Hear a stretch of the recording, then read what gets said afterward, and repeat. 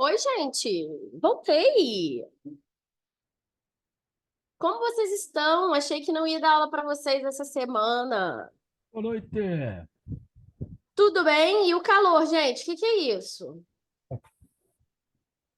Tá demais. Ai, meu Deus, aqui no Rio de Janeiro, vocês sabem que bateu 60 graus lá na capital, né? Vocês devem ter visto as notícias. Desculpem a demora, eu estava encerrando uma aula com a CPA 20. Mas aqui, eu moro em Cabo Frio, né? Vocês sabem. Aqui em Cabo Frio bateu 42 graus. Se não fosse a praia, e tava perdido. É absurdo de calor, gente. Muito quente. Dizem que vai chegar uma frente fria aí, né? Tomara. Vamos ver. Eu não gosto de frio, não. Eu sou do time calor, mas olha, falar pra vocês. Também não é tão calor assim que a gente gosta, né? A gente gosta de calor, mas não é tão calor assim. Então, vamos seguindo nossa vida. Nossa turminha já tá aí aproximadamente. Todo mundo que tá acostumado a acompanhar com a gente. Vamos entrar na seara da renda fixa. É uma matéria que eu gosto particularmente bastante. Vou compartilhar com vocês. Talvez a gente tenha um cálculo ou outro para fazer, mas nada demais. Deixa eu compartilhar aqui. Já estou ficando craque no compartilhamento. Já aprendi como faz.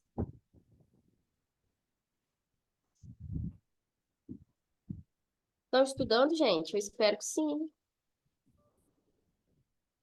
A hora de tirar a certificação é agora, né? Vocês viram aí as novas. Agora ou nunca. É agora ou nunca mesmo. As novas manifestações aí da Anbima. Do fundo do coração, tá todo mundo meio perdido ainda, tá? Não tem. A gente de fato não tem nenhuma resposta para as perguntas de vocês, a gente não tem resposta nem para as nossas próprias perguntas, de fato. Já saiu um documento, acho que alguém No mandou no dia grupo lá, que vinte e esclarece bastante. sete de março, a Anbima vai fazer um pronunciamento oficial no canal deles do YouTube, às 7 da noite.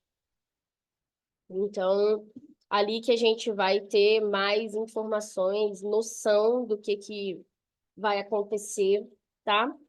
A gente não sabe nome, a gente não sabe nada, nada. A gente não tem, a gente tem uma ideia do que vai acontecer, tá? Em relação às novas provas.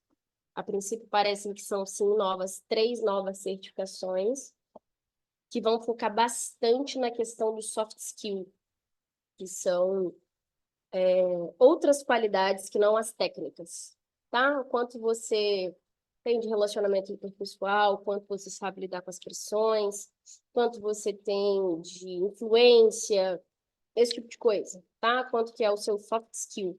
Então, agora a Ambima vai fazer isso também para se adequar bastante aí, um pouco mais dos padrões internacionais, que englobam não somente o técnico, né, gente? A gente tem que lembrar que, acima de tudo, a gente está conversando com pessoas, né?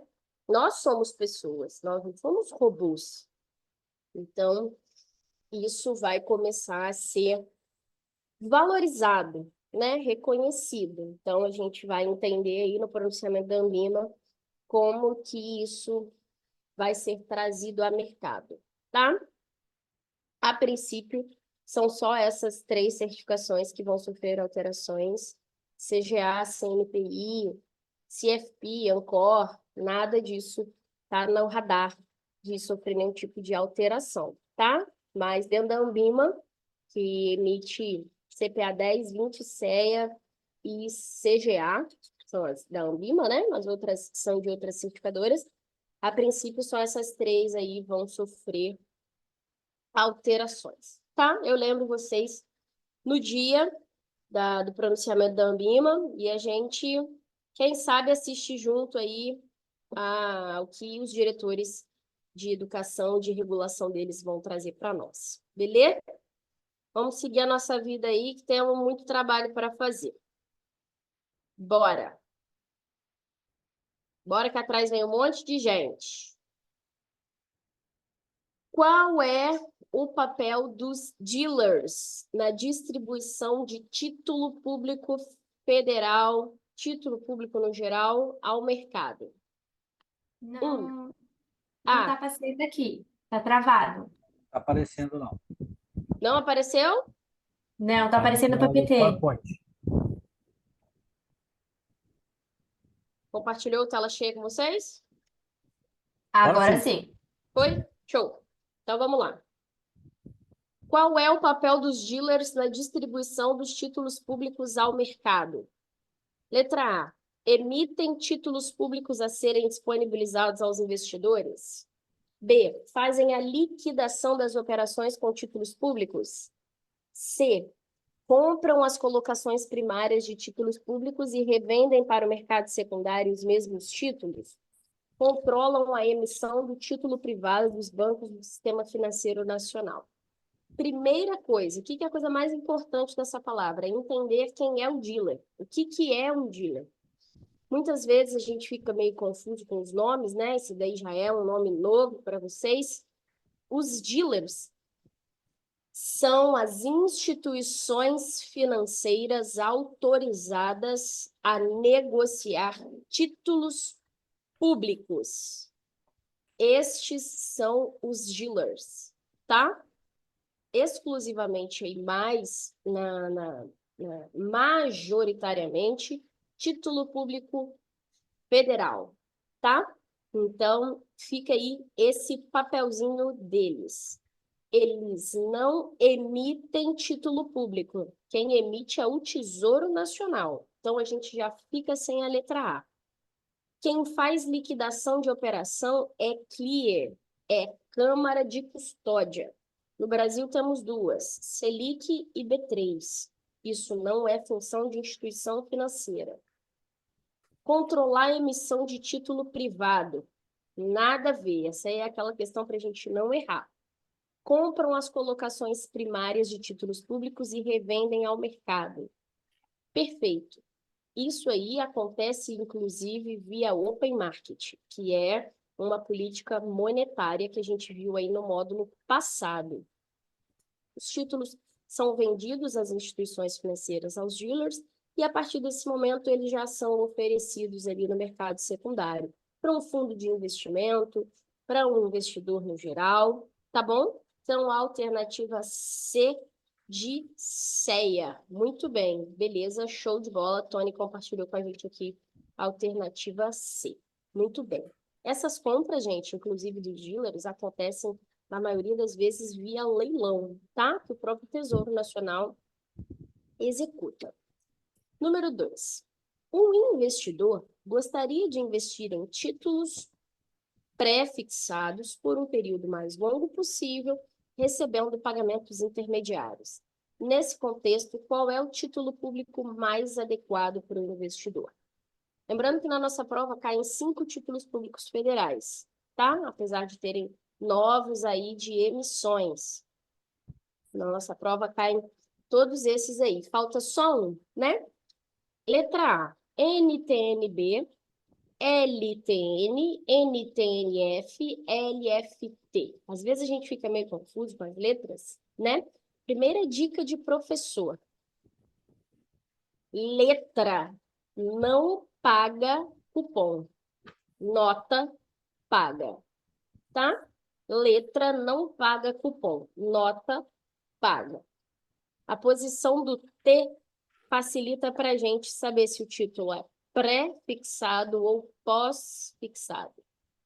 No caso da LTN e da LFT, a LTN é conhecida como Tesouro Pré-fixado e a LFT é conhecida como Tesouro Selic.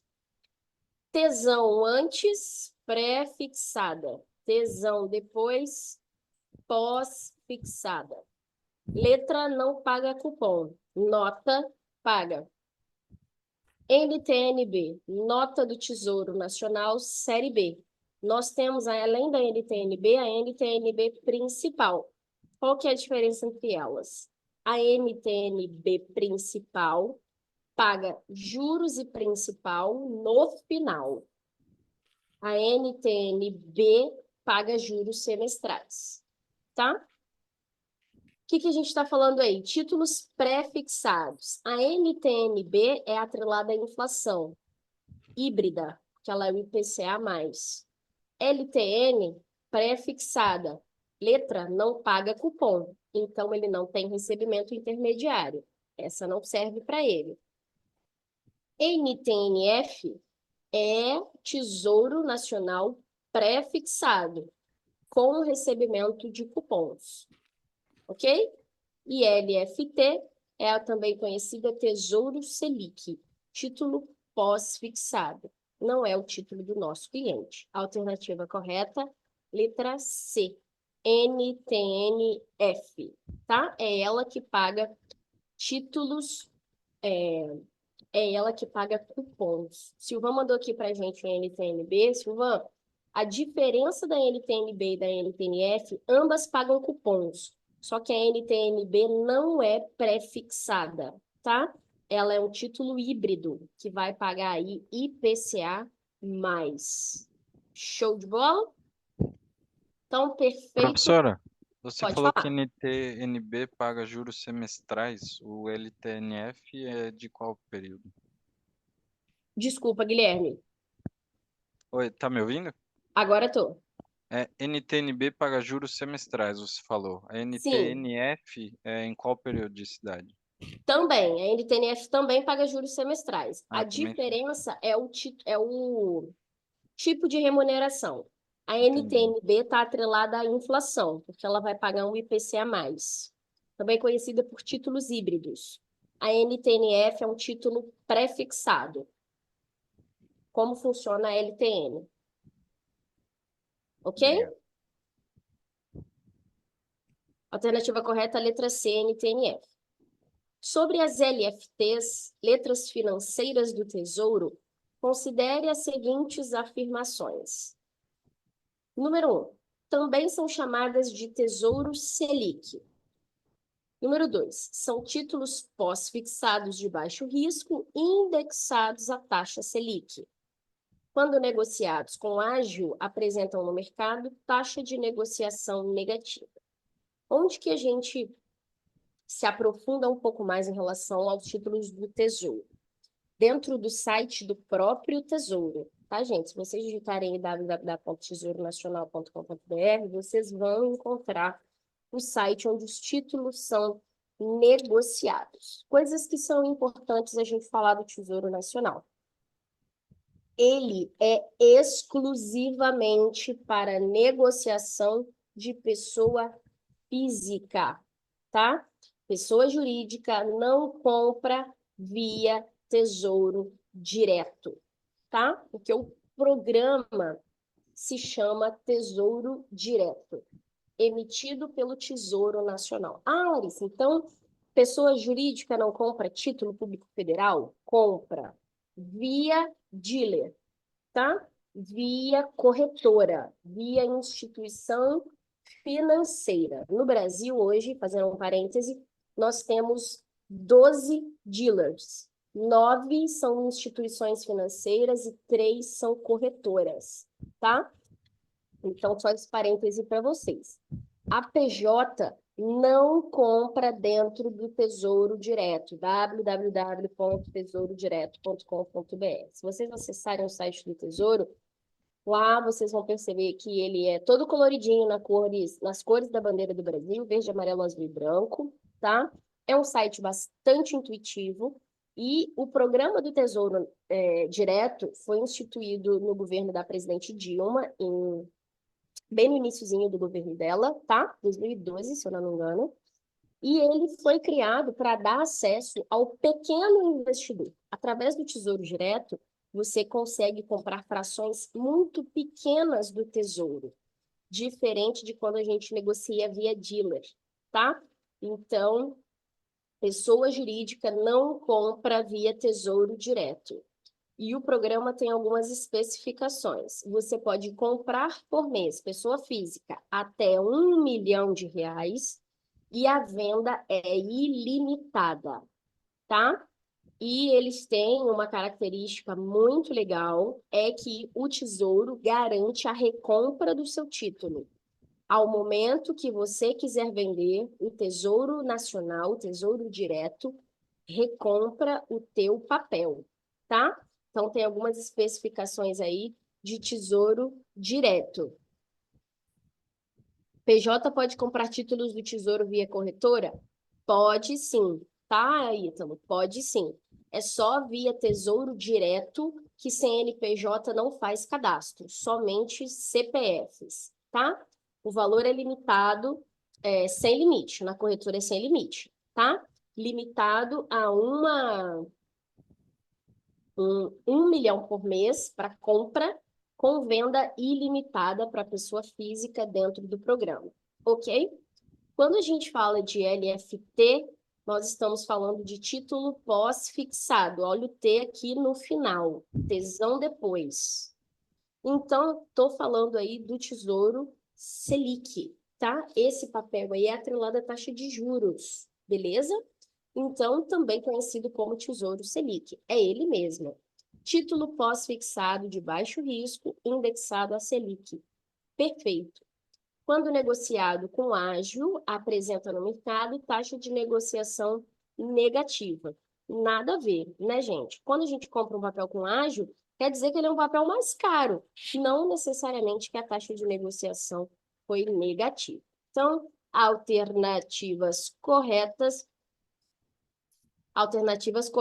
1, 2 e 3. Quando eu negocio o papel com ágio, quer dizer sim que a taxa de negociação foi negativa. O papel está mais caro, tá? Alternativas corretas 1, 2 e 3. Perfeito?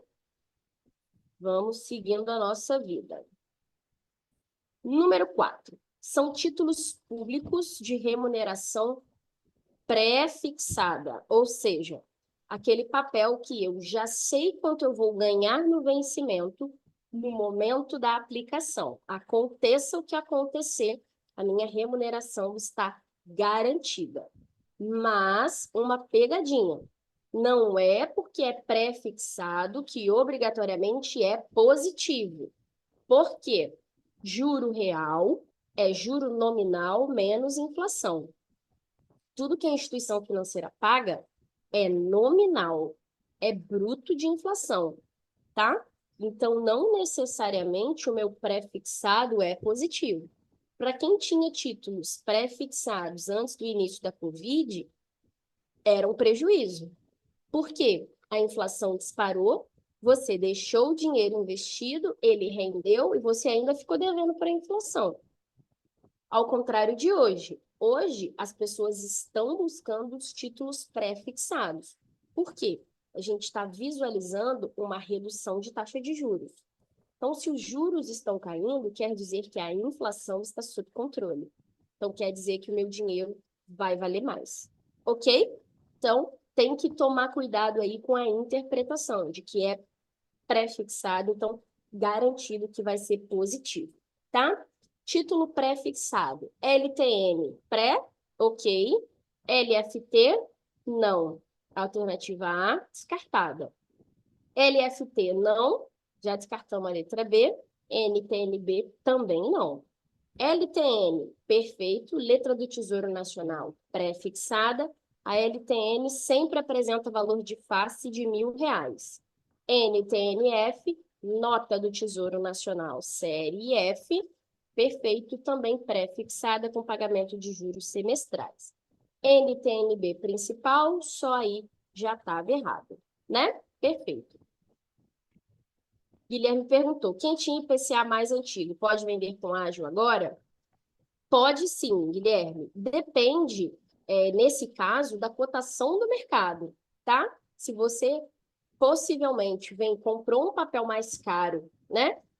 Mais barato, pode vender papel com ágio agora sim, tá? Esse tipo de papel, título público federal, é marcado a mercado. Alguns papéis são marcados na curva e alguns papéis são marcados a mercado, tá? Mas pode vender sim, a qualquer momento você é dono do papel, ok? Título público federal tem bastante liquidez, né, gente? Apesar dele ter data de vencimento, é um papel aí muito negociado de mercado. Perfeito. Número 5. Um investidor pessoa física busca uma aplicação de renda fixa isenta de imposto. Em qual desses produtos o investidor deverá investir? CRI, CDB, debênture ou uma nota comercial? Essa nota comercial, isso aí nem existe, né, gente? Quando a gente fala de nota promissória. Então, o que a gente tem de dica para vocês não esquecerem? Tudo no Brasil que for atrelado ao mercado imobiliário ou ao mercado de agronegócio está isento de imposto. Então, tudo no Brasil que termina em I e A está isento de imposto. CRI, CRA, LCI, LCA. Qual é a diferença? O emissor. As LCIs e LCAs são emitidas por instituições financeiras cobertas por FGC. CRI e CRA são emitidos por securitizadoras. Porque o CRI e o CRA, eles são um papel que não era possível de negociação, que se transformou em ativo pela securitizadora. A gente vai chegar na parte da explicação dos CRIs e CRAs na matéria mais profundamente. Como não é emitido por instituição financeira, não possui proteção de FGC, tá? Mas no Brasil, viu que termina em I e A, é isento de imposto. Além disso, nós temos outros 2 títulos que contam com isenção de imposto na pessoa física, que são eles: poupança e debêntures incentivadas, tá? As debêntures incentivadas são aqueles títulos emitidos por empresas que vão focar no desenvolvimento brasileiro, seja em infraestrutura, em telecomunicação, em saúde, tá? Então, o governo fornece isenção para estas empresas que emitem esses títulos, tá? As debêntures incentivadas têm ali algumas características de vencimento de papel mínimo, os tipos de garantia que as debêntures incentivadas precisam ter, tá? Tudo isso ali vai estar por dentro da matéria. Então, se a gente está falando de renda fixa isenta, estou falando de crédito privado. CRI, ok? CRI, crédito privado. Certificado recebível imobiliário, ok? O Ítalo fez uma pergunta aqui para a gente. Debêntures incentivadas, letras e debêntures incentivadas são isentos na APF quanto na PJ? Não, Ítalo, a isenção compete somente à pessoa física, tá? Muitas vezes, gente, posso dar um exemplo de vocês aqui no banco, do meu dia a dia, né? E de vocês aí também que estão no banco, quando nós temos alguns clientes assessorados na pessoa física, e ele tem, né, um papo mais profundo com o assessor, com o gerente, e ele entende os benefícios da pessoa física, muitas vezes ele traz o investimento da PJ para a pessoa física, tá? Depende de como é a PJ da pessoa. Toda a parte contábil vai influenciar se ela é lucro presumido, se é simples, se ela é lucro real, como a empresa tem negociação para taxa de máquina, enfim, tudo isso vai influenciar na PJ, mas muitas vezes as empresas trazem o investimento para a física por conta das isenções, tá? Então, perfeito aí, CRI é a resposta correta. Número 6. Certo investidor busca aplicar os seus recursos no produto que tenha a menor combinação entre risco de crédito e risco de mercado. Qual produto esse investidor deve investir? LFT, LTN, CDB ou letra financeira? Então, vamos dar uma desmembrada aí primeiro no exercício, né? O que é risco? O que a gente está falando? Risco de crédito e risco de mercado. Nós temos aí alguns riscos implícitos nas operações e os mais conhecidos de mercado que a gente fica mais focado são 3.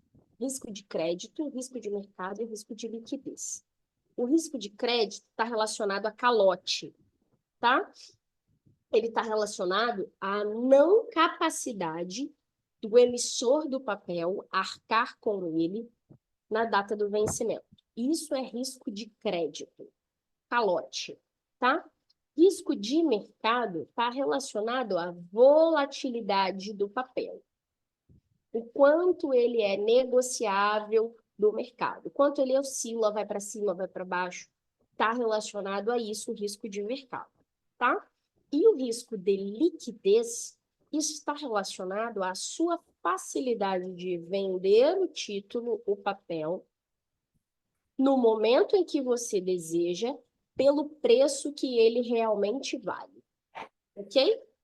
Então, às vezes, as pessoas ficam um pouco confusas com o risco de liquidez, falam, se eu consigo vender o papel a qualquer momento. Então, ele é um papel líquido, não tem risco de liquidez.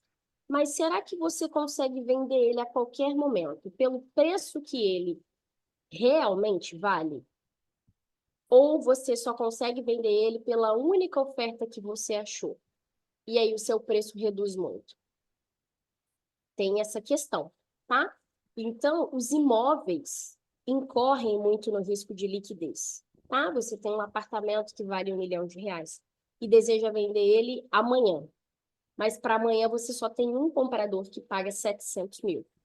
Olha aí o seu risco de liquidez, tá? Existem outros riscos relacionados, tá? E vai ficar por conta de vocês nos estudos, quando a gente fala de risco país, risco operacional, risco de imagem, risco legal, tem outros riscos aí incluídos, tá? Já deixo uma dica importante para vocês. Renda variável não tem risco de crédito, tá? Dica aí de professor. Renda variável não tem risco de crédito. Por quê? Quando nós somos acionistas da empresa, nós não temos direito de crédito sobre ela, igual quando nós temos uma debênture, um CDB, uma LCA, por exemplo, tá? Quando a gente é acionista, a gente é sócio. Quando nós somos debenturistas, quando nós somos detentores de títulos de crédito, aí sim nós temos um direito de crédito sobre aquela empresa, tá? Então, o nosso investidor está querendo pouco risco de crédito, pouca volatilidade. Onde ele vai colocar o dinheiro dele? No título pós-fixado, que vai acompanhar o Tesouro Nacional. Por quê? É mais seguro ele investir num título emitido pelo Brasil ou por uma instituição financeira? Quem tem mais risco de quebrar, de não conseguir arcar com a capacidade financeira? Com certeza é a instituição financeira, né? Nesse sentido, a União é mais segura, ok? Então, LFT, porque ela também vai acompanhar a taxa de juros brasileira Selic com pouquíssima volatilidade, beleza? Então, número 6, letra A. Próxima, número 7. Um título de valor de face R$1.000 está negociado com desconto de 72. Considerando que este título vai pagar um cupom de 10% ao ano, qual é o current yield deste título? Ele quer saber quanto esse título remunera o investidor.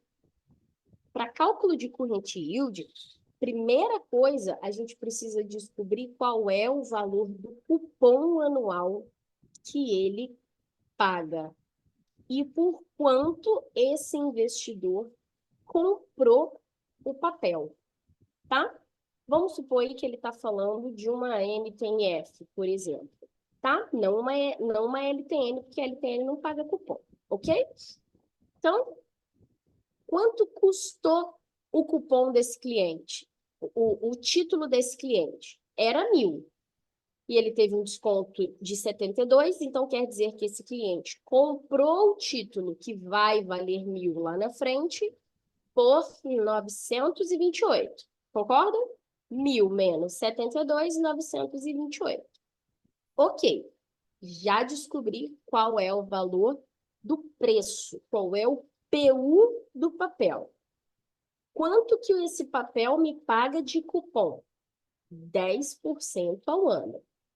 O cupom, gente, é sempre calculado frente ao valor de face do papel, tá? Nunca sobre o valor que o cliente comprou. Isso não faria sentido, cada cupom ia ter um valor. Então, se ele vai me pagar 10% de 1.000 por ano, ele vai me pagar R$ 100 por ano de cupom. Seja ele anual ou semestral, ele não especifica aí quando vai ser pago. Se vai ser exclusivamente anual o pagamento do cupom ou se vão ser 2 pagamentos de 50, ok? Para calcular current yield, eu vou fazer a seguinte divisão. O preço do cupom dividido pelo valor comprado. Isso é current yield. O preço do cupom anual pelo valor comprado. Então, peguem a calculadora de vocês, não precisa de nenhuma calculadora estratosférica para fazer isso. 100 dividido por 928, eu tenho, puxa aí um F6 na HP de vocês, F6, eu tenho aqui 0,107759, ok? Ai, Lari, só que isso aqui está em valor decimal. Aqui nós temos porcentagens. Então, a gente multiplica por 100 e puxa um F2. 10,78. Deu para entender, Gui? Current yield. Descobre o valor do cupom, descobre o PU. Divide o valor do cupom pelo PU. Multiplica por 100, porque a gente precisa de porcentagens. Alternativa correta, letra C, 10,78. Ok? E ele não pediu yield to maturity. Poderia pedir, tá? Cálculo também que pode aparecer na prova de vocês. Dos produtos abaixo, qual deles apresenta risco de reinvestimento? T-bonds, commercial papers, os depósitos certificados de depósito ou as T-bills. O que é T-note, T-bill e afins? São os títulos emitidos pelo Tio Sam, ou seja, os títulos emitidos pelo governo norte-americano dos Estados Unidos, tá? São considerados hoje os títulos mais estáveis e seguros do mundo, beleza? O Brasil é considerado um país livre do risco. Os Estados Unidos é o único país considerado zero risco, ok? Gravem essa informação que pode aparecer para vocês. Os títulos do Tesouro Americano são emitidos de 4 maneiras, na verdade de 4, tá?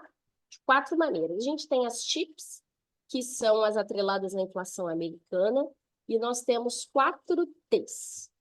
T-bills, T-notes e T-bonds. Qual que é a diferença entre elas? O prazo de emissão. Ah, Larissa, como é que eu vou lembrar? Bill, note e bond. Lembra do bond? Do James Bond, do Super Bond. Por quê? São títulos longos, são títulos que nunca morrem, são títulos muito, muito, muito longos. Bill é apelido de criança. Bill é apelido de criança. Então, as T-bills são as mais curtinhas, são os títulos de vencimento até 1 ano, emitido pelo governo americano. As notes, tá? As T-notes são os títulos intermediários, emitidos com vencimento entre 2 e 10 anos. Essas são as T-notes. As T-bonds são títulos de emissão com vencimento entre 10 e 30 anos. Então, desses 3 títulos, qual deles vai apresentar um maior risco de reinvestimento? As T-bills não pagam cupons. As notes e as bonds pagam. tá? Então, onde está o meu maior risco de reinvestimento? No título que é mais longo. Por que que o meu maior risco está ali? O que que é risco de reinvestimento? É que eu consiga encontrar, no momento do pagamento do cupom, a mesma taxa do meu papel, ou a mesma taxa que o mercado está pagando. Por exemplo, eu tenho um mercado pagando 6%, e eu tive um pagamento de cupom numa certa data em que eu só consigo reinvesti-lo a 2%. Olha aí o meu risco do reinvestimento. Então, quanto mais longo o papel, mais títulos, mais recebimentos intermediários eu vou ter. Maior vai ser o meu risco do reinvestimento. Quem são os meus títulos mais longos? O Bond, o James Bond. É aquele que nunca acaba, né? Porque o James Bond nunca morre, né, gente? Ele fez não sei quantas Missão Impossível, o cara afoga, cai do céu, cai de penhasco, e o cara não morre. O cara é eterno, né? Igualzinho a cola Super Bonder. Uma vez que tu cola aquele negócio, pode passar 20, 30 anos, que onde o Super Bonder encostou, o Super Bonder original, tá, gente? Que tá falsificado aí no mercado. Aquilo vai estar intacto, tá? Então, onde a gente tem o maior risco de reinvestimento é na E-Bond, tá? Show de bola? Vamos seguir. Questão 9. Fred Drebin comprou uma T-Bond a 2,44% ao ano. Sabendo que a taxa de emissão desse título é de 2,25, analise as afirmações abaixo. O título está sendo negociado com deságio. O título está sendo negociado abaixo do par. Se o investidor mantiver o título em carteira até o vencimento, terá obtido um retorno de 2,25% ao ano. O que está correto aí para a gente? Esse título está sendo negociado com deságio? Quando ele comprou, era 2,44. Hoje, a taxa caiu. Se a taxa caiu, o PU aumentou, ok? São inversamente proporcionais. Então, o título ficou mais caro, mas a taxa caiu. Então, tem um deságio em relação ao que ele comprou, ok? Número 1, perfeitamente correto. O título está sendo negociado abaixo do par? Perfeito, porque o preço de mercado está menor do que o preço pago, ok? Alternativa 2, correta também. Se o investidor mantiver o título em carteira até o vencimento, terá obtido um retorno de 2,25 ao ano?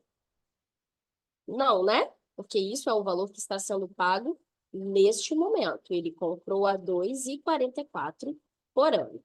Então, perfeito. Alternativas 1 e 2 corretas. Ficamos com a alternativa B. Perfeito. Show de bola.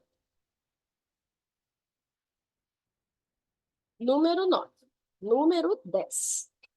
Um investidor aplicou em título público federal por meio do Tesouro Direto.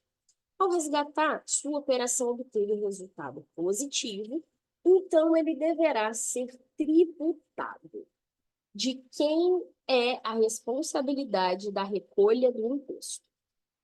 Da B3? Do custodiante? Do Tesouro Direto ou do próprio investidor?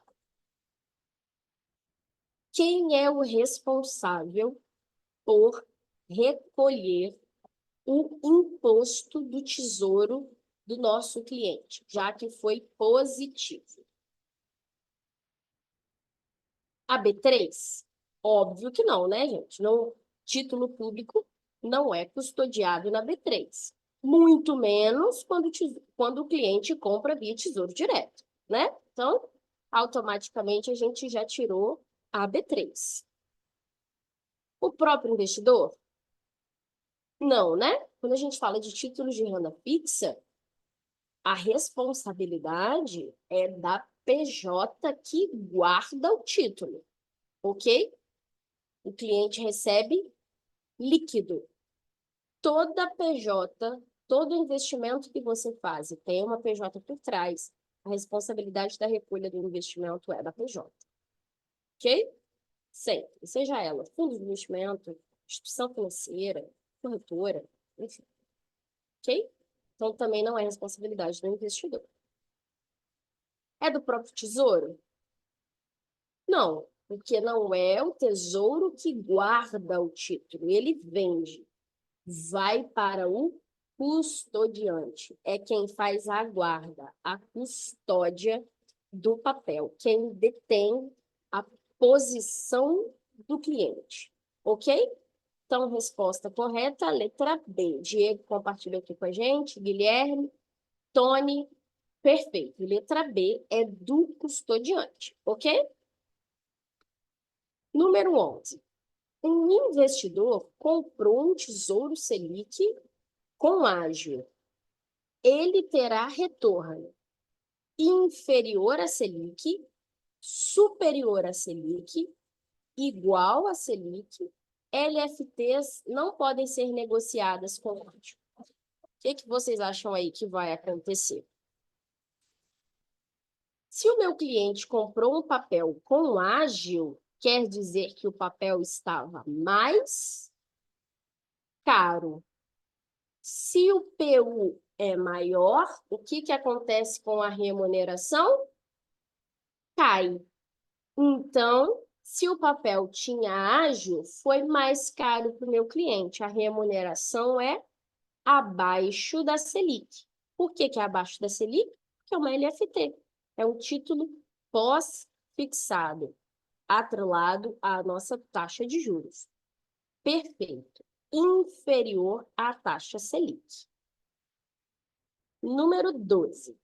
Você é consultor de investimentos e o seu cliente procura para auxiliar a encontrar investimentos que sejam garantidos pelo FGC, com boa rentabilidade e tenha alguma vantagem fiscal. O que você indica para ele? Debênture incentivada? Debênture tem proteção de FGC? Não, porque é emitido por instituição não financeira, empresa, ok? Ela tem a vantagem fiscal, mas não atende aos 3 requisitos exigidos pelo nosso cliente. LCI e LCA? Tem FGC? Tem. Tem uma rentabilidade legal? Tem. Tem vantagem fiscal? Tem. Então, parece que é a nossa resposta. CRI e LCI? CRI é garantido pelo FGC? Não, porque é emitido por securitizadora. Elas não possuem proteção de FGC. Boa rentabilidade? Sim. Tem vantagem fiscal? Sim. LCI, a gente já entendeu que funcionaria, mas o CRI não atende à exigência do FGC, ok? LCI e CDB, LCI ok, CDB não, por conta da vantagem fiscal que a LCI e a LCA obtêm sobre os instrumentos de renda fixa, ok? Então, alternativa correta, letra B. Número 13. Um investidor comprou uma NTNB e obteve uma rentabilidade total de 10,5% no período de um ano.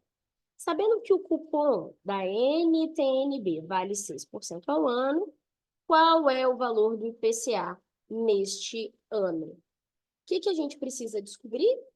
O valor do juros real, né? Só colocar aí na fórmula. O que a gente entende neste sentido? Juros real é juros nominal menos inflação. Os juros divulgado por instituições financeiras é sempre nominal.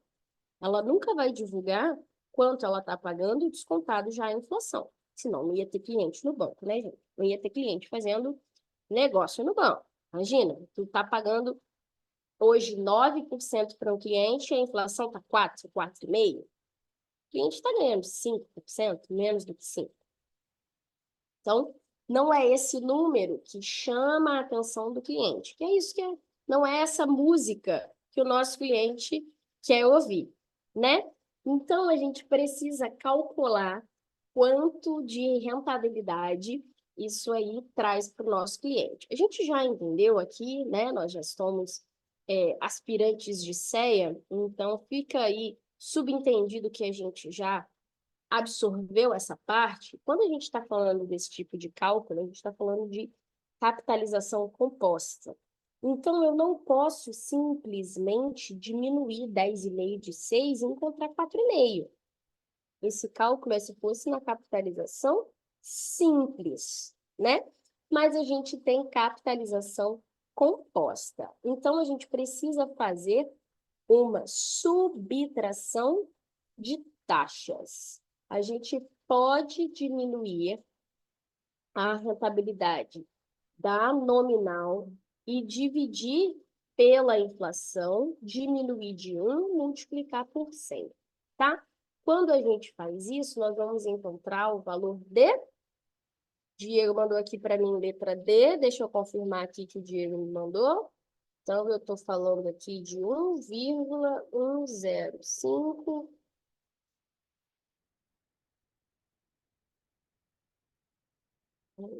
menos 4,25. Perfeito. Ok? Todo mundo sabe fazer o cálculo? 1,105 enter 1,06 divide 1 menos 100 vezes. É assim que a gente vai encontrar os 4,25. Por que que não é 4,5 e é 4,25? Quando a gente está falando de capitalização composta e nós temos uma subtração, automaticamente nós conseguimos pressupor que o valor encontrado vai ser menor do que o valor da capitalização simples. Então, 10,5 menos 6 é 4,5. Se fosse na capitalização simples, ok, 4,5. Mas como eu estou falando de capitalização composta e uma subtração, eu já consigo pressupor que vai ser inferior a 4,5. Se fosse uma soma, seria um pouco superior a 4,5. Ok? Tony ainda mandou aqui para gente. Pressupondo que foi comprada ao par. Perfeito, ainda tem isso, né? Que ela pode ter tido ágio ou deságio, né? Guilherme, posso repetir sim. Você vai colocar na HP 1,105 enter, 1,06 divide. Você está fazendo a divisão da nominal pela inflação. Limpa os registros, tá? Lembra de limpar os registros da HP no FCLX. Depois você subtrai 1 e multiplica por 100, 4,25. Se você não encontrar, pode chamar a gente aqui que a gente faz com calma com você. Ok? Alternativa correta, a letra D, 4,25. Essa daí deu uma confundida, porque ele falou em cupom, né? Na verdade, seria a taxa, não? Porque o cupom é sempre 6, né? Exatamente. Isso aí é para dar uma pegadinha mesmo pro aluno. Ali o aluno fica muito preso, já pressupondo um título de 1.000, que a NTNB não tem isso. As NTNBs são cotadas aí diariamente, então elas só crescem, né? Hoje eu não vou saber precisar exatamente para vocês, mas uma LFT completa, sozinha, sua, deve estar custando aí na média de uns 15, 16 mil reais. Uma LFT completa, tá?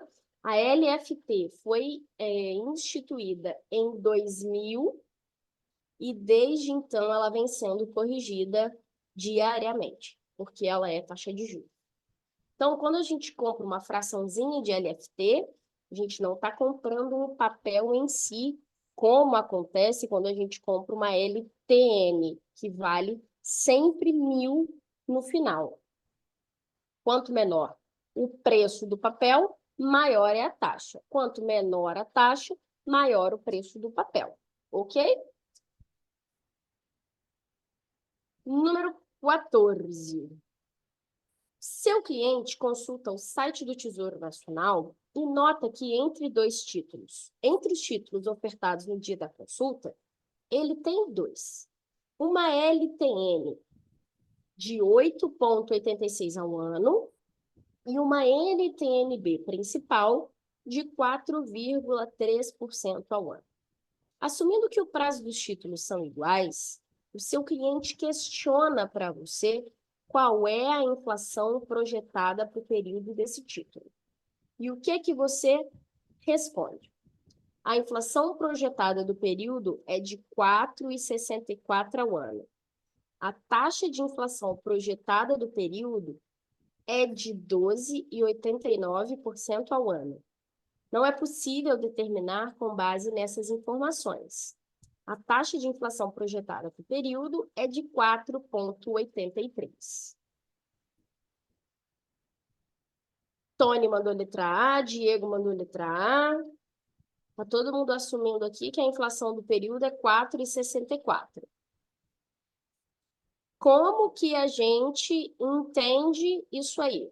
Como que a gente interpreta essa questão? A gente precisa primeiro entender quais são as remunerações atreladas aos dois títulos do Tesouro. A LTN é um título pré-fixado. Ele tem aquilo ali garantido. A NTNB, principal, sendo ela a principal ou não, é um título considerado híbrido, porque ela tem uma parte pós-fixada, que é atrelada à inflação, e uma parte pré-fixada, garantida, que é o que o nosso cliente tem aí, de 4,3% ao ano. Isso aí ele já tem garantido, mais a variação da inflação. Então, ele já tem isso ao ano, na pré-fixada, 8,86. Se eu desconto a variação que ele tem na pós, eu descubro qual é a inflação projetada do período. Ok? Então, aí é uma subtração de taxas também. Eu tenho juros real e juros nominal. É só colocar na HP e descobrir quanto é a inflação projetada. Ok? O meu juros real é de 4,83. O meu nominal é de 8,86. Diminuindo um de outro, eu vou descobrir que, e aí é o mesmo esquema, tá? É só uma subtração de taxas. Do jeito que a gente aprendeu a fazer agora. Ok? Todo mundo consegue encontrar o cálculo?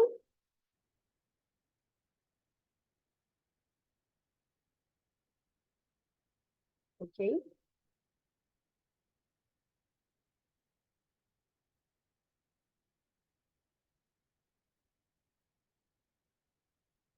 Show? Alternativa correta, letra A. Perfeito. A conta é muito semelhante à questão anterior. Exatamente isso. 4,64. É o nominal dividido pelo período supostamente inflacionado, diminuído de 1, multiplicado por 100.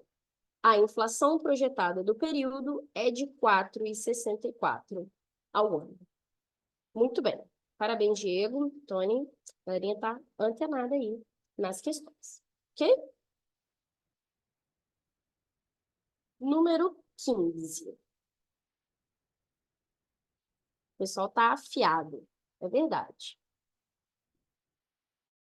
A gente pede uma recomendação para comprar títulos públicos federais. Num cenário de previsão de queda de juros, ou seja, muito parecido com o que a gente está vivendo agora, né, gente?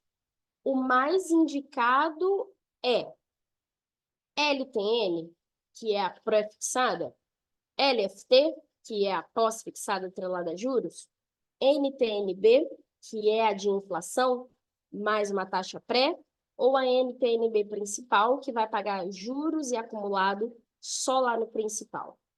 Eu dei um exemplo, né? Nem sabia que essa questão ia aparecer, do que a gente tem observado hoje no banco. Como a gente está num cenário de redução de taxa de juros, de inflação controlada, nós temos clientes hoje buscando os produtos pré-fixados, tá? Raramente, gente, raramente nós vamos encontrar clientes que estejam interessados em produtos pós-fixados. Por quê? Eu estou dizendo isso para vocês. Recentemente, aconteceu a alteração do Conselho Monetário Nacional no prazo de carência das letras. Isso aconteceu devido à alta liquidez das letras no mercado. A demanda de lastro estava absurdamente grande. Por quê? As letras tinham vencimento de 90 dias e isso estava gerando ganho isento muito rápido para os clientes. Então, o risco de reinvestimento era muito pequeno. E aí, né, o governo lançando mão ali dos juros, né, que ele estava ficando sem, por conta do alto lastro, eles decidiram por aumentar o prazo de carência das letras, tá? As LCAs mantiveram o prazo de carência de 12 meses. As LCIs têm hoje um prazo de carência de 9 meses. A determinação do prazo de carência de 9 ou 12 nas LCIs fica a cargo da instituição financeira, tá? Mas é possível para LCIs o prazo de carência de 9, ok? Essas alterações ainda não caem na prova de vocês, a não ser que vocês façam prova pós 6 meses da divulgação das novas mudanças da Anbima, tá? Eles levam 6 meses para atualizar o conteúdo programático. Diferente aí, não sei se tem alguém aspirando a fazer prova de Ancor, a Ancor leva 2 meses para alterar, a Anbima leva 6, a Planejar leva 6, tá? O Tony me perguntou aqui, mas na prática as LTNs têm duration mais curta, a marcação do mercado, às vezes, na NTNB é mais longa. Perfeito, perfeito. Mas elas acabam tendo comparativos também, às vezes, um pouco mais distantes, Tony, por conta do tipo de NTNB. Porque se eu estou falando de uma NTNB principal, a duration coincide com o vencimento. Se eu estou falando de uma NTNB comum, a duration é menor. Isso não muda o vencimento, tá, gente? Duration não tem nada a ver com o vencimento do título. A duration é uma medida de tempo em número. Quanto mais rápido você tem o dinheiro investido voltando para o seu bolso, menor é a duration do papel. Isso não tem nada a ver com o vencimento.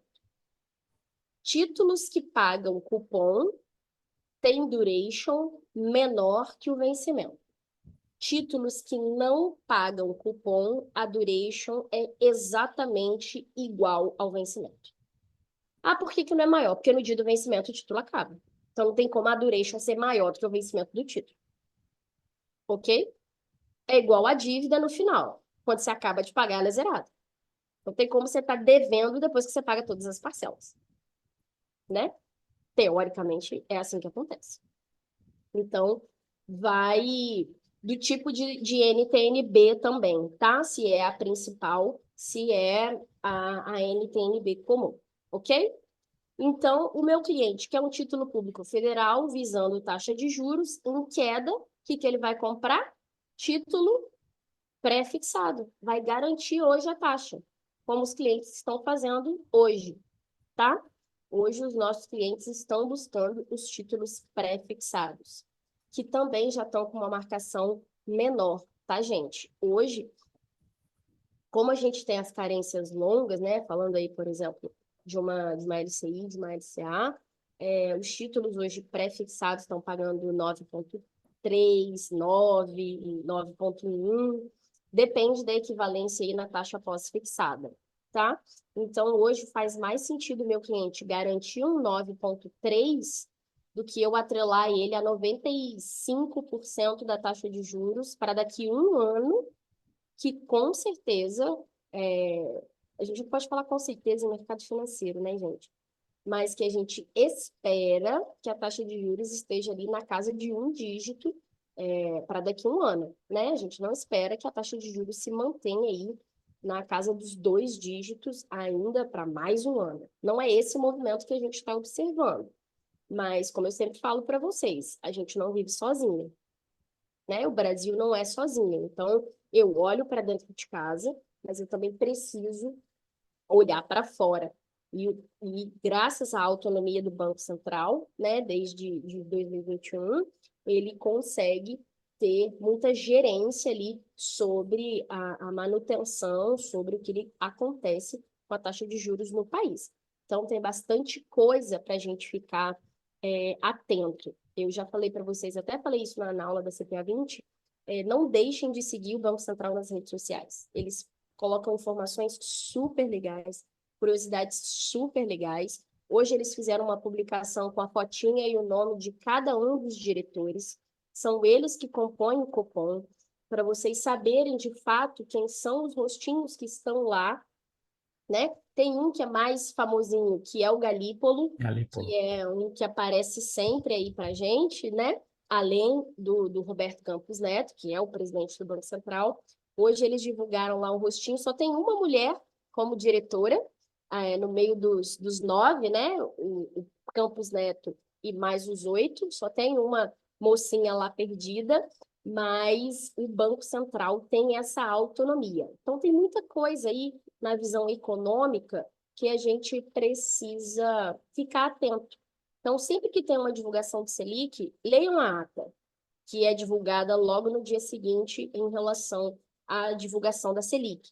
Ali a gente entende quais foram os pilares que balizaram a decisão do Banco Central em relação à manutenção ou à diminuição ou aumento da taxa de juros, tá?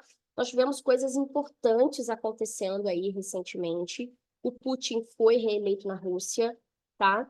Então, enfim, já era esperado, né, gente? Tem coisas que a gente não surpreendeu um total de 0 pessoas, né? Por que que ele... Aqui eu posso falar, mas por que que ele foi eleito? Cadê o candidato de oposição? Ah, ele matou, né? Então, assim, existem alguns lugares aí que a gente não precisa de eleição. O Maduro não precisa de eleição. O Putin não precisa de eleição. Porque são pessoas que automaticamente isso vai acontecer, né? Mas nós estamos aí, a gente precisa ficar de olho nas eleições americanas. É muito factível a volta do Donald Trump, né? Quem imaginava que os Estados Unidos iam desejar a volta do Donald Trump em relação ao último governo, né? Então, a gente pode fazer um paralelo com o que aconteceu no Brasil, quando a gente teve um movimento de retirada do ex-presidente Lula, colocou o Bolsonaro muitas alegações na intenção de que era um tiro de misericórdia de tirar o PT do governo e não que o Bolsonaro fosse o candidato ideal, e voltaram com o candidato Lula. Então, a gente está observando um movimento inverso nos Estados Unidos. Então, tudo isso acaba influenciando na decisão do nosso Banco Central da taxa de juros, tá? Então, são aí informações de mercado que são muito relevantes da gente ficar atento, que a gente não é uma bolha e o banco simplesmente não pode dar uma canetada e jogar a taxa de juros lá embaixo, tá? Lembrando que a taxa de juros baixa, a inflação dispara, nosso poder de compra vai embora, né? Então, hoje, eu vi, com certeza vocês viram também, como as coisas estão tão idiotas, assim, valendo tão pouco. Na loja americana, você pode comprar seu ovo de Páscoa com seu FGTS. Gente, que isso? O FGTS é um dinheiro da aposentadoria, do final da sua vida, quando você já não tem mais força laboral. Então, assim, as coisas estão tão extraordinárias que a gente perdeu realmente a noção das coisas, entende?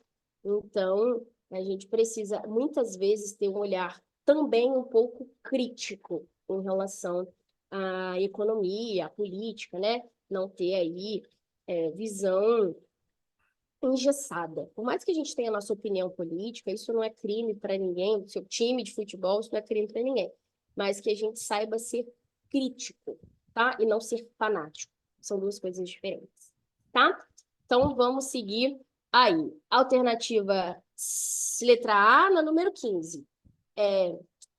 LTN, título pré-fixado. Belezura? Número 16. Considere as seguintes afirmativas em relação às TIPS, que são os títulos do Tesouro Americano que pagam a inflação.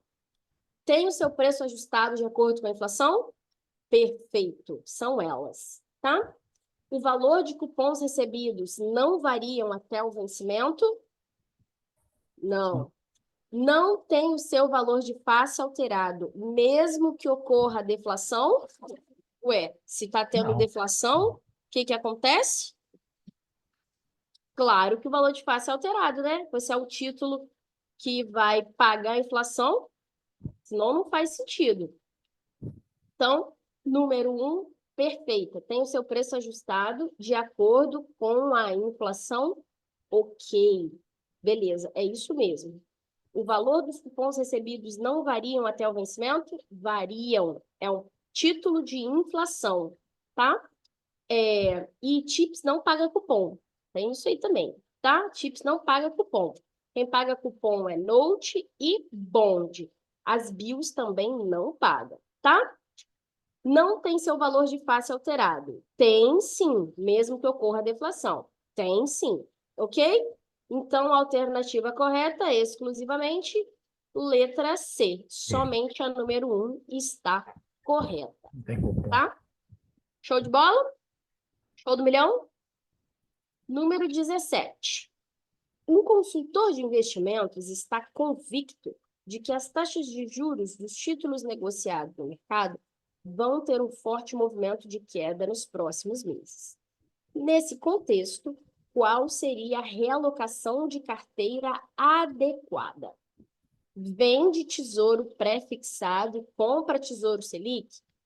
Estou falando que os juros vão cair. Eu vou vender o pré e comprar o pós? Acho que não, né? Se eu estou achando que os juros vão cair, eu quero manter o pré-fixado. Vou vender inflação e comprar pós-fixado? Não, eu quero sair do pós-fixado num cenário de queda de juros. Liquidar a posição pré-fixada e me posicionar totalmente em inflação? Deus me livre. Se os juros estão caindo, quer dizer que a inflação está controlada. Eu não quero papel atrelado à inflação. Vendo Tesouro Selic, opa, vou me desfazer da posição pós-fixada e compro Tesouro pré-fixado, perfeito. É isso que eu vou fazer. Vou me desfazer da ponta pós-fixada e me expor na ponta pré-fixada. Ok? Alternativa D. Número 18. O rendimento da nossa querida e velha conhecida caderneta de poupança é calculado sobre o menor valor na data do rendimento, sobre o saldo no primeiro dia útil do mês, sobre o saldo no último dia útil do mês, maior valor na data do rendimento. Toda caderneta de poupança é calculada sobre maior ou menor saldo do período? Menor saldo do período. Beleza? Guilherme perguntou se a 16 é C. Guilherme, a 16 é C. Só a primeira está correta. Tá? Alternativa 1. Tem seu preço ajustado de acordo com a inflação. 17, letra D. 18, letra A. Menor valor na data do rendimento. Tá? Ou também conhecido como data do aniversário da poupança. Toda a poupança faz aniversário, tá? Em relação ali aos depósitos que você faz. Sempre menor valor, sempre menor valor, sempre menor valor. Pegadinha de prova, tá, gente? E outra pegadinha em relação à poupança, poupança não é considerado produto de investimento, tá? Pelo amor de Deus. Não confunda isso. Poupança não é produto de investimento via classificação Ambima, tá? Não é considerada nem poupança, nem previdência. Ok?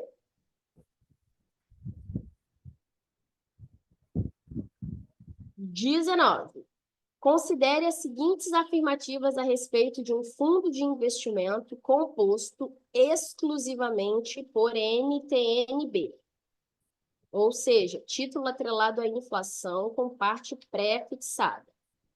Se o investidor resgatar a qualquer momento antes do vencimento do título, receberá a remuneração expressa no título do momento da emissão.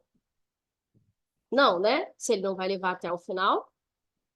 Se a taxa Selic cair, o valor do cupom será impactado negativamente. É exatamente o contrário, né? Se a taxa de juros cai, isso é bom para a remuneração do cupom, porque ele acaba subindo o PU. Caso, no momento do resgate, a taxa de mercado for superior à da emissão, é possível que o fundo apresente rentabilidade negativa? Negativa ou positiva?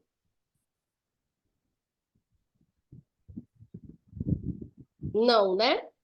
Rentabilidade positiva ou negativa? Vamos pensar junto.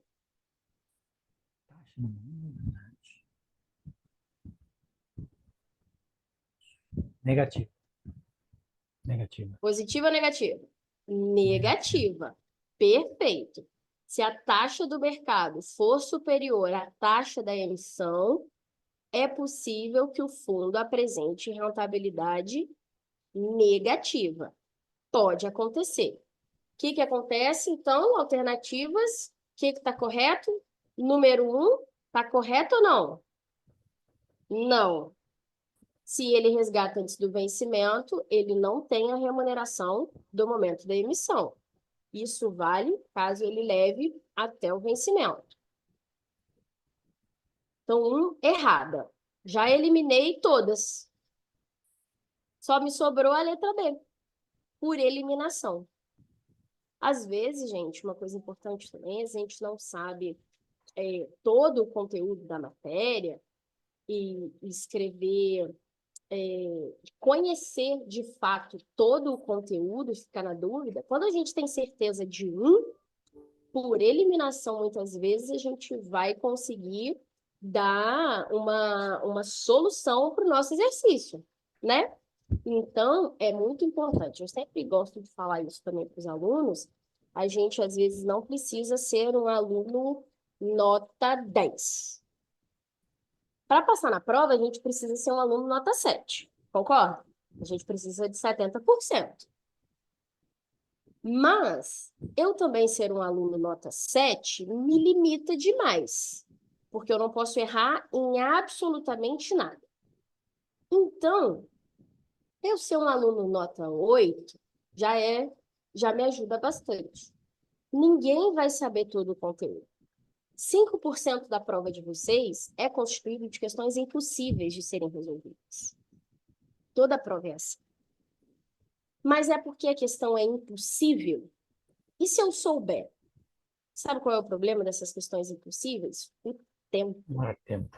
Que é o maior inimigo de vocês na prova. Quando a gente divide todo o tempo pela quantidade de questões, o tempo para cada questão é muito pequenininho.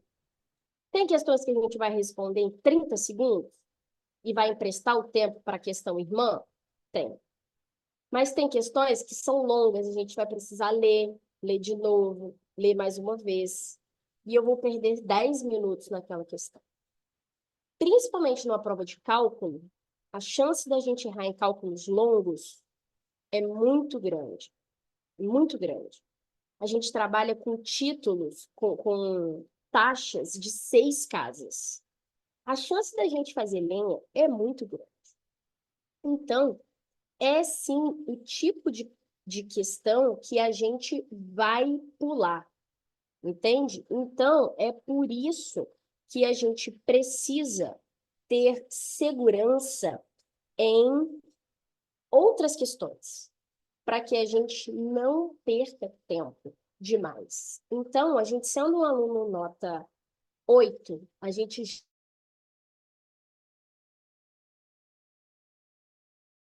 errar nas questões fáceis. Porque quando eu erro uma questão fácil, muita gente sai na minha frente. Entende?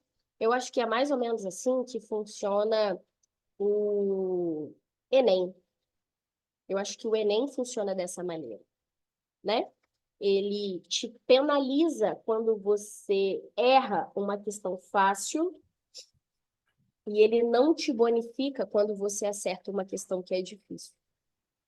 Eu acho que esse é o sistema de contabilização do Enem. Então, na prova, não é diferente. Quando você erra uma fácil, você se autopenaliza.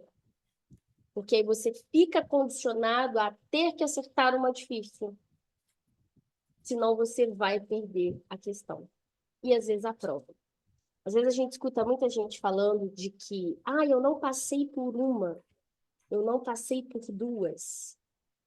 Não foi por uma ou duas que você não passou por 49. Entende?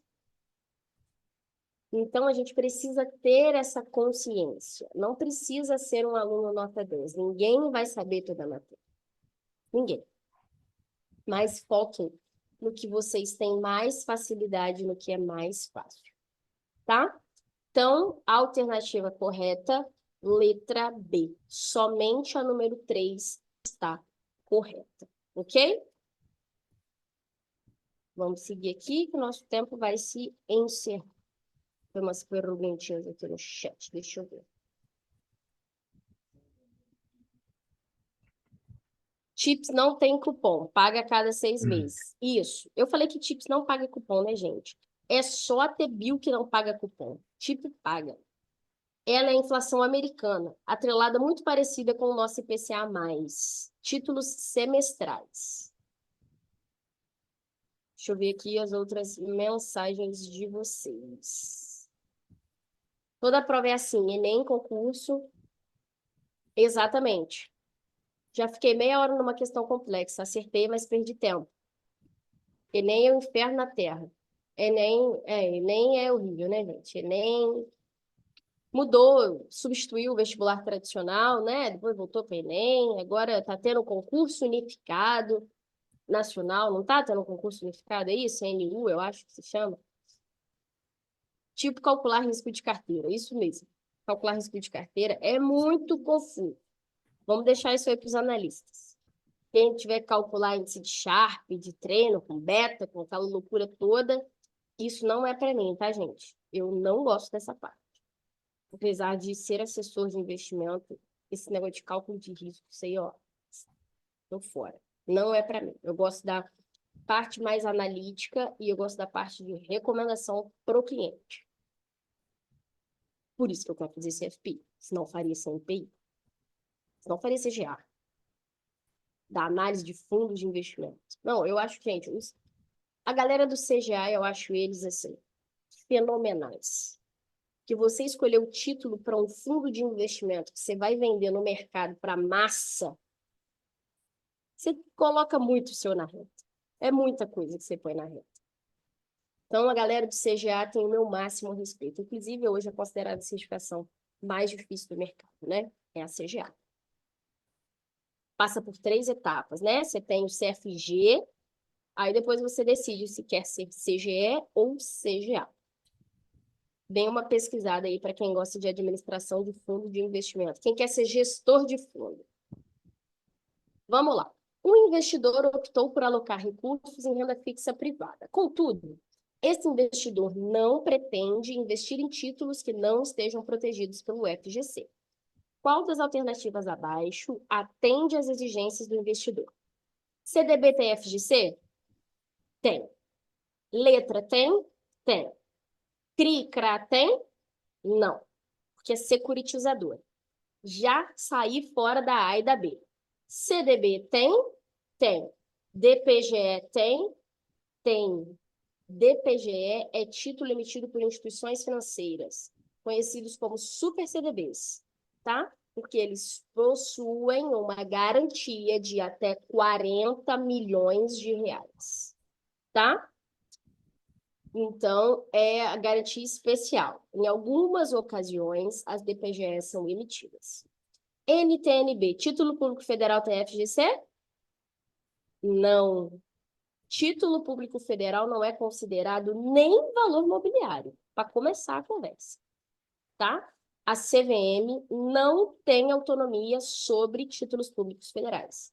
Eles não são considerados valores mobiliários, tá? Inclusive, pegadinha de prova. A prova gosta de perguntar: são valores mobiliários, exceto título público federal. Não é valor mobiliário, não é essa questão da prova, por favor. Então, alternativa D, CDB, emitido por banco, LCI, emitida por banco, DPGE, emitida por banco. Ok? Todas protegidas por FGC. Número 21. Essa é a nossa última questão. Essa é muito interessante porque ela também vai tratar do FGC. E a gente está falando aí de um rapaz, dois, né? João e Maria são casados e possuem conta conjunta em uma instituição financeira. João é sócio de Pedro e também tem uma conta conjunta com ele na mesma instituição.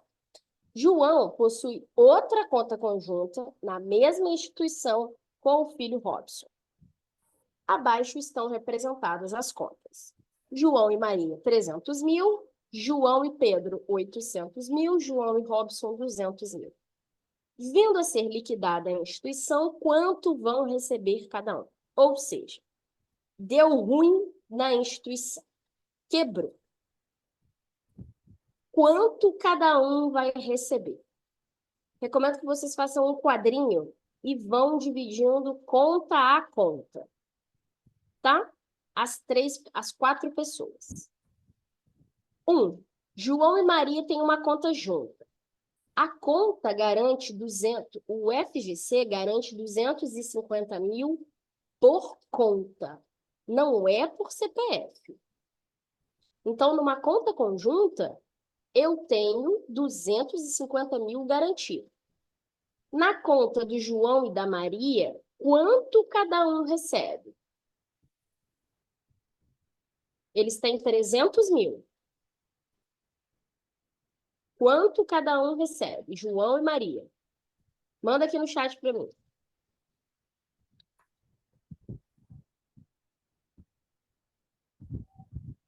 Beleza, 125. Perfeito.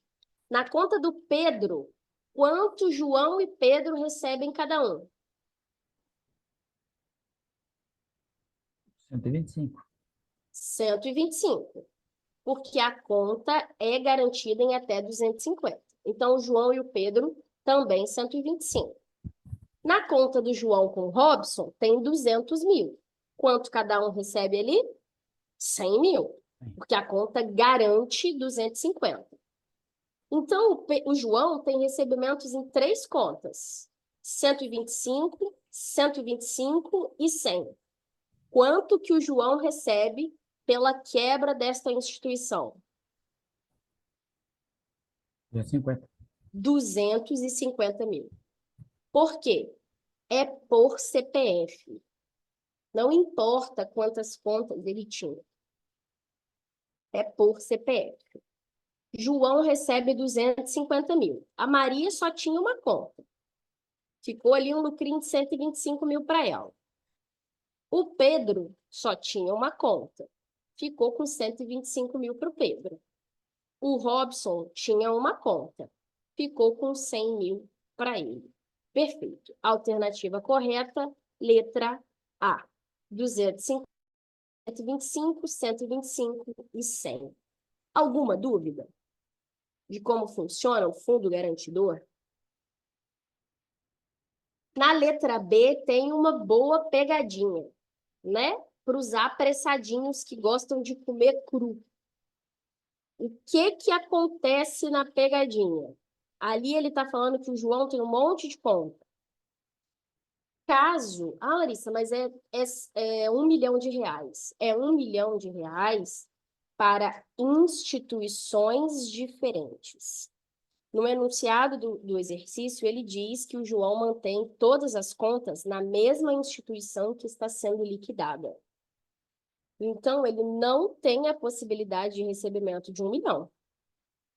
O dinheiro dele estava concentrado numa instituição só. Então, não interessa quanto que ele tinha nas contas. Vai ganhar 250 mil se quiser. Se quiser. Beleza? É assim que funciona o Fundo Garantidor do Crédito. Uma curiosidade sobre o FGC para vocês. Existe o site do FGC também, lá tem informações super legais. Ele foi acionado até hoje no Brasil, desde a sua criação, 37 vezes.